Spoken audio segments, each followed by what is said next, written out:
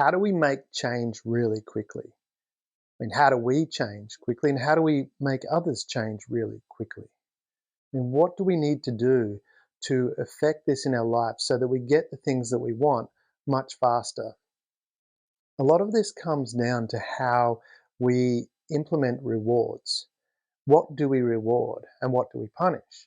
These are really important factors to pay attention to because when you reward correctly, not only yourself, but those around you, change happens really, really fast.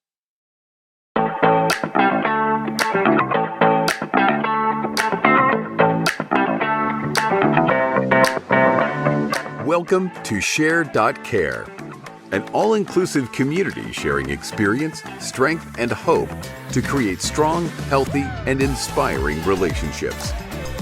Share.care communities work toward every individual feeling safe, valued, and heard, free from the threat of danger, pain, or harm. Each episode, founder Damian Andrews explores the principles underpinning Share.care and invites expert special guests to share their knowledge so you can easily reap the benefits so many others experience. You hold the choice to create your future. Let it be with strong, healthy, and inspiring relationships. Hello and welcome to an On the Couch episode of the Share.care podcast. Our belief is that global peace starts at home. Feeling safe, valued, and heard gives you a foundation to confidently step out and make the world a happier and safer place for everyone. Because in today's world, it's in your own selfish best interest to help others. And we're talking about change, and today we really want to get into the detail of what it is that results in change and what behaviors specifically is it better to reward or to punish behaviors, both of yourself and of others. And when I'm talking about this, I'm drawing from my experience within myself and also as a parent of a 14-year-old son. And unlike probably a lot of parents, I've never actually yelled at my son, ever. Yet he does all his homework, he'll clean the bathroom, he does the dishes, puts the bins out, all those kind of things. And yes, he spends a lot of time playing video games as well. But how do we get to that behavior? How did we get to this scenario where he's doing all these things, quite happily, I might add, enjoying his life? We're not having arguments, and yeah, he's 14, there's still time for that to happen. But I've never yelled at him and never needed to yell at him. And this is where I want to talk about the difference between um, rewarding behaviors as opposed to punishing behaviors. Because it's not just with my son that this has happened. I use this all the time with corporates that I work with. There was one organization I went into, and they had some very old, antiquated paper systems, and they were going to a completely digital system of how they manage things with an app on the phone, which all the employees would have. Now, and this wasn't in like an IT company or something like that. This was an engineering company. So you had a lot of people. They weren't university educated people. They were very smart at what they did. Very, very kind people and very diligent. But they were old school and very analog in how they operated. And so we're moving from a paper system to a system where they needed to use their phones to track a lot of the work. And so what I did was to implement a change for that. And we actually went through the process. And within the first 2 hours of me explaining what was to happen, more than half had downloaded the app and started playing with it while we're doing the training. So they've downloaded that. And then it was implemented really, really quickly with minimal complaints. I don't recall any complaints actually. And so it actually happened really fast. And part of the reason, I think the big part of the reason why that happened was how I implemented the reward system for what happens. And there's a big focus again on rewarding behaviors that you want as opposed to punishing behaviors that you don't want. And really, this comes down to our basic human needs. And when we all like to feel good, And that's why we do things that we like to do. We like to have fun, and we'll enjoy that a lot. And there's chemical reasons for that, because we produce dopamine and serotonin when we're having a good time, and that makes us feel good. And the same thing happens when someone gives us a compliment. We actually feel good. We're producing this dopamine and serotonin when someone does that. So if you go and compliment someone, or someone, think about that from your perspective. When you've got a compliment, have you not felt good? Most of the times, I mean, unless we're being self-deprecating and going, "Oh, don't criticize me. I mean, don't compliment me. I'm not that good." But we actually do feel good, even when we do a bit of self-deprecation. We actually feel good about it because we're producing dopamine. And this is what happens, and certainly from my son's behavior when he was younger, I did this from a very early age. Whenever he did something I liked, I was lavish the praise on, going, "Fantastic, love that." And in most cases, unless there was something, he was in danger. If there was a behavior that he did and I noticed it was maybe for attention getting or something like that, especially if it was for attention getting, rather than go, "Oh, don't do that," I'd go over and give him a big hug or something like that, and distract from what was going on. So I would be rewarding him, make him feel good, giving him attention, and not drawing attention to the behavior you didn't like. And then I'd reward another behavior and say, "Do it this way. This is the way to do it." And that's a really beneficial way of doing these things. And I really like the way, if we did it this way. And from that, he would start to feel good about the behavior that I wanted. And it's said exactly the same in with adults in corporate. Rewarding them for the things that they are doing makes a difference, because you're triggering this dopamine. And the other thing that you're doing, if you do the opposite, which is the more common way of dealing with things, and I think it's probably, when we look at why is it the more common way, why do people criticize? Well, one, I think it's a learned behavior. It's just the way people have done things. Why did so many people smoke a while ago, and now it's not done? Why do we drink? Is it common philosophy? Because it's just the done thing to do. And there's a whole bunch of behaviors that we do because that's just the way things were done, and we're taught to do that, and we don't know any different. And that's where, from this criticizing, we're taught to, if we don't see something we don't like, we criticize it. And that draws, it does stop. Initially, it stops the behavior, but it has so many negative consequences around that. Firstly, um, in implementing change with a punishment requires that punishment to be there all the time. And it's so common where, if you have a punishment as the motivator, as soon as you remove that punishment, as soon as you're not watching, then the person goes back to doing what they were doing before. And there's so much research to show that it's ridiculous, but it is actually what happens. And think about that from your perspective, when there's things where where you've been in an environment where people have, by rule of big stick or whatever you want to call it, said you must do that. As soon as that stick's gone, how often have you complied? I'm sure there's been many times where you haven't. And certainly from my perspective, that's been the case, where it's been, okay, while someone's watching, oh yeah, I'll do it. But then as soon as they're gone, that's out the window, and that happens all the time. But if we're so it's one of those things where I think it's because we have always been, that's the common way of how things were done. Not everyone, but certainly the more common is to criticize, or to complain about the behavior that you don't want. But it doesn't work as well. So part of the reason why we're doing is, one, it's always been done. Two, gets an immediate response. When you don't do that, or something like that, it gets that immediate response and immediately stops it. But it doesn't change the underlying reason for why things are done. And that's where a lot of this fails. I mean, when we look at, there's many, children are a good example, and some adults that behave like children as well. But the principle does apply. Is there's times where children misbehave because they want attention. and they do that for attention. And as soon it doesn't matter what the attention is, they just want some attention. And so they misbehave, they get attention, done, and the cycle continues. And then it becomes a habit. That's where that becomes more difficult to change out.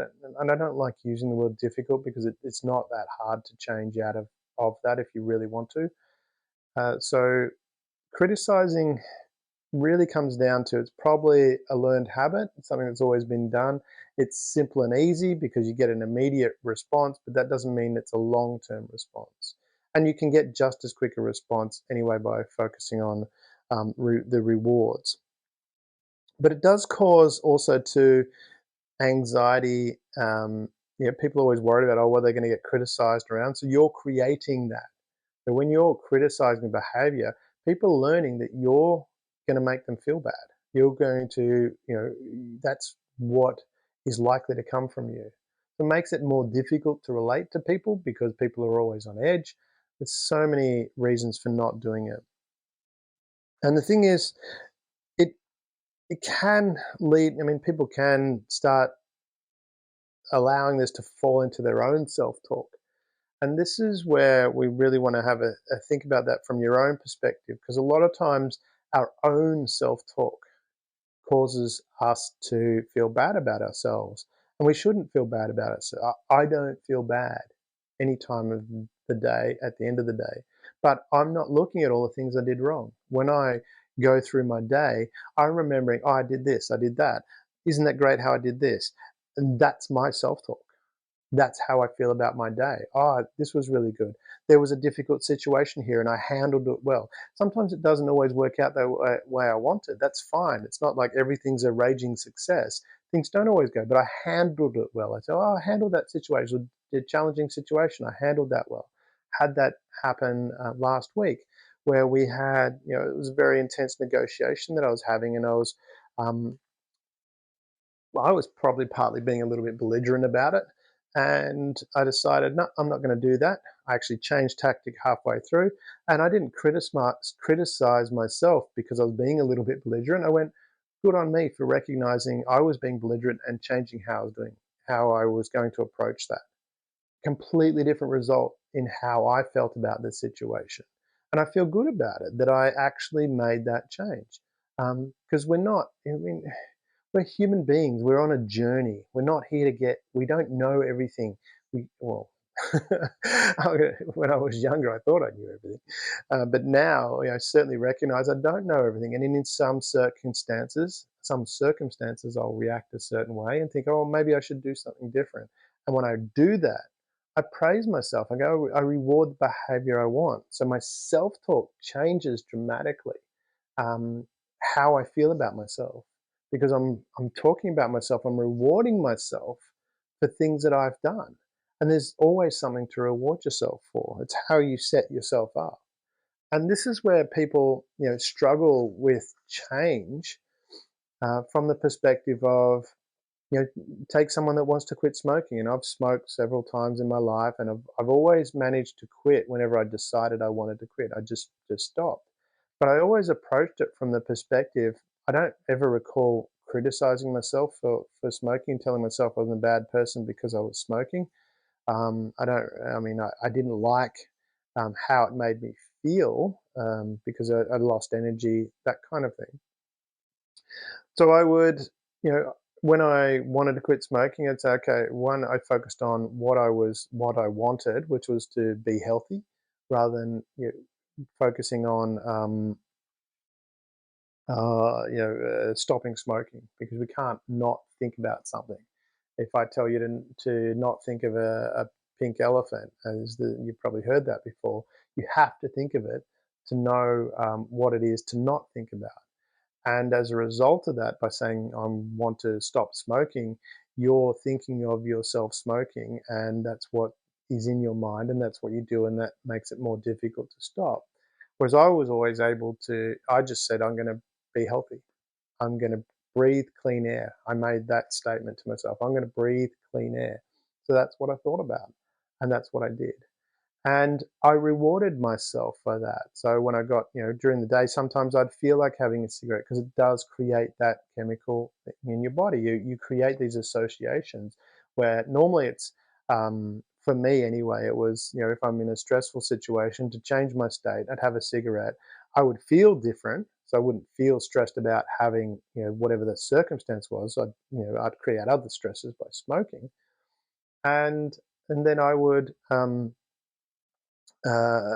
go through that process of having a cigarette and all that. So when I had that same urge and I'm in a stressful situation, it's like, oh, I felt like having a cigarette and I didn't have it. I'd say, good on me for not having a cigarette.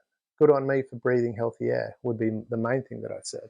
Good on me for dealing with this in a different way.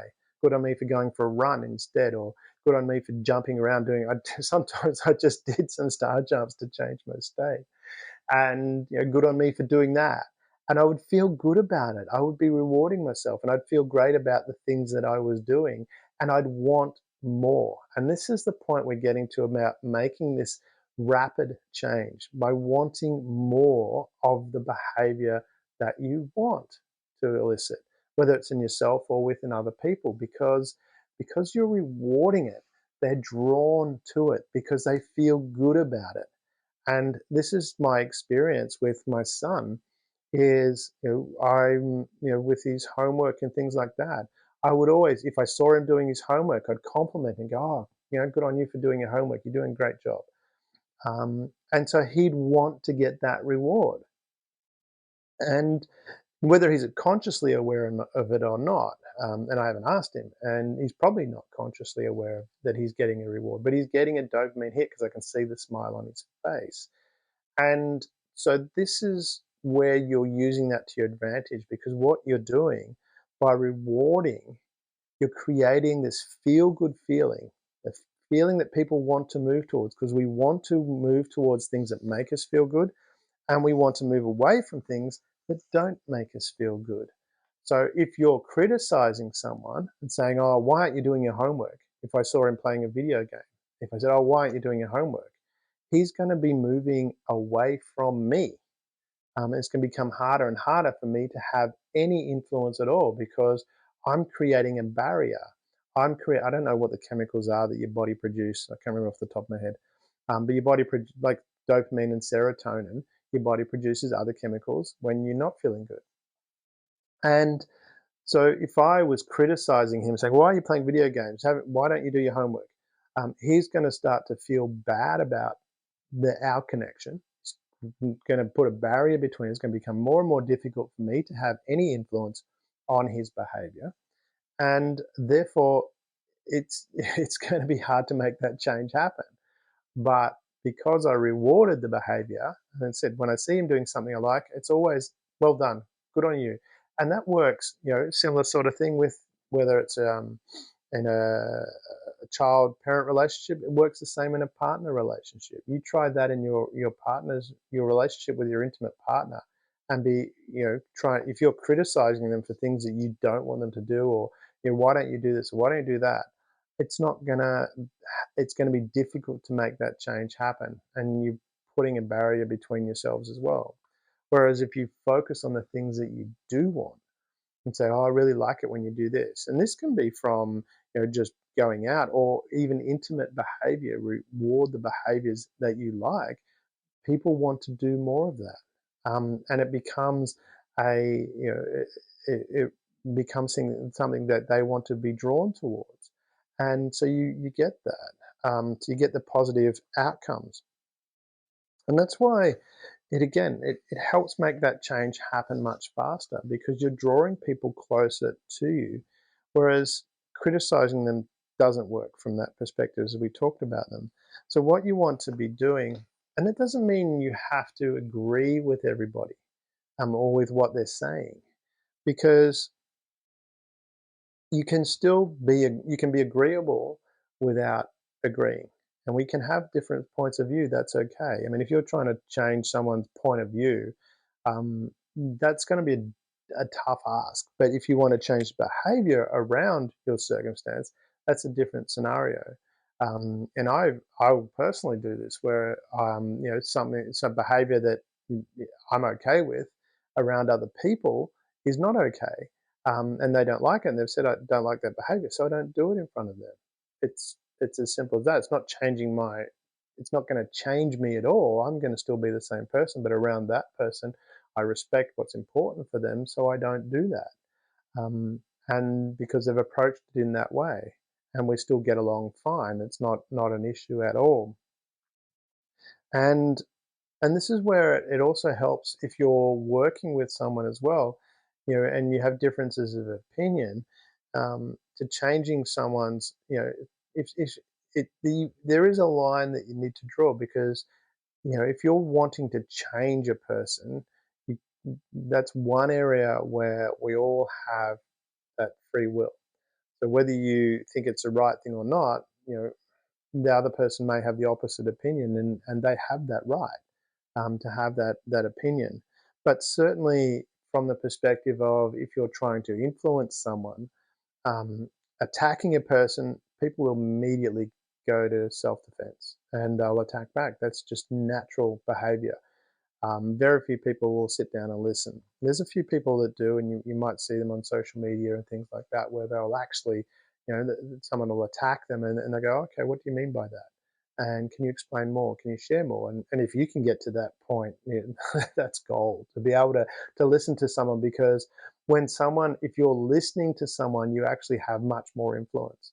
You can actually influence the behavior the other way. So they might be trying to change you, and you actually, by listening to them, get them to warm to your ideas because you're asking questions in the right way. And I guess that's part of what you want to look at as well, is how are you approaching that?